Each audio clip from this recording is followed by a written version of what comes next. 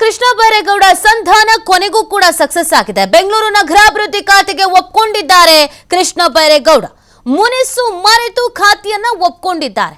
ಕೃಷ್ಣ ಬೈರೇಗೌಡ 2 ವಾರದಿಂದಲೂ ಕೂಡ ಖಾತೆಯನ್ನ ವಹಿಸಿಕೊಳ್ಳೋದಕ್ಕೆ, ಜವಾಬ್ದಾರಿಯನ್ನ ವಹಿಸಿಕೊಳ್ಳೋದಕ್ಕೆ ಹಿಂದೆ ಮುಂದೆ ನೋಡ್ತಾ ಇದ್ರು. ಕಾರಣ ಒಂಚೂರು ಗೊಂದಲ ಇತ್ತು. ಕೊಟ್ರೆ ಪೂರ್ತಿ ಜವಾಬ್ದಾರಿ ಕೊಡಿ, ಇಲ್ಲ ಅಂತಂದ್ರೆ ಯಾವುದು ಬೇಡ ಅನ್ನೋ ಮನಸ್ಥಿತಿಲಿ ಇದ್ದಂಗಿತ್ತು.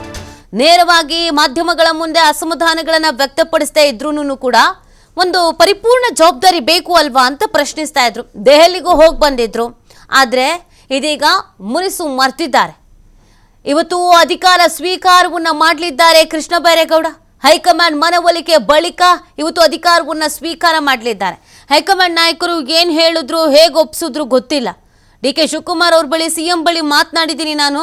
ಅವರು 2 ದಿನ ಟೈಮ್ ಕೇಳಿದ್ದಾರೆ, ಎಲ್ಲ ಅನ್ಕೊಂಡಂಗೆ ಆಗುತ್ತೆ ಅಂತ ಹೇಳ್ತಾ ಇದ್ರು. ಹೈಕಮಾಂಡ್ ನಾಯಕರಿಗೂ ಮನವರಿಕೆ ಮಾಡ್ಕೊಟ್ಟು ಬಂದಿದ್ದೀನಿ. ಒಂದು ಅಭಿವೃದ್ಧಿ ಕೆಲಸ ಅಂತಂದ್ರೆ ಸುಮ್ಮನೆ ಹೆಂಗೆಂಗೋ ಮಾಡೋದಕ್ಕಾಗಲ್ಲ. ಜವಾಬ್ದಾರಿ ಕೊಟ್ಟಾಗ ಜವಾಬ್ದಾರಿಯನ್ನು ಪರಿಪೂರ್ಣವಾಗಿ ಒಪ್ಕೋಬೇಕು ಅಂದರೆ ಪೂರ್ಣ ಪ್ರಮಾಣದ ಜವಾಬ್ದಾರಿ ಆಗಿರಬೇಕು ಅಂತ ಹೇಳ್ತಾ ಇದ್ರು. ಹಾಗಾಗಿ ಅಧಿಕಾರ ಸ್ವೀಕರಿಸಿರಲಿಲ್ಲ.